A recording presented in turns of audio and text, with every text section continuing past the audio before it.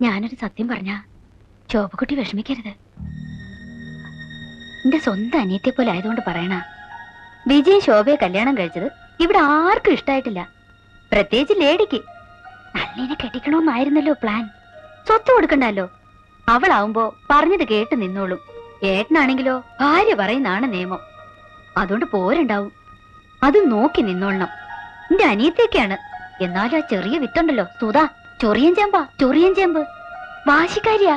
വിജയൻ നള്ളിയെ കെട്ടാത്തതിനുള്ള വാശിക്കാ പെണ്ണ് കണ്ട് ഉറപ്പിച്ചു പോയ ചെക്കനെ നള്ളിക്ക് വിട്ടുകൊടുത്തത്. അങ്ങനെയാണോ? അറിയാൻ ഇനി എന്തൊക്കെ കിടക്കണോ? അമ്പയെടുത്തി പറഞ്ഞുതരാം. ഈ കാതി കിടക്കണത് എത്ര പവനുണ്ടാവും? അറിയില്ല. ഇഷ്ടായോ? ഇഷ്ടപ്പെട്ടിട്ട് എന്തിനാ? ഇതുപോലൊരെണ്ണം ഞാൻ തരാം. ഞാൻ എങ്ങനെ വേണ്ടാന്ന് പറയും? അമ്പയെടുത്ത് ഇങ്ങനെ ആരും സ്നേഹിച്ചിട്ടില്ല. വാ.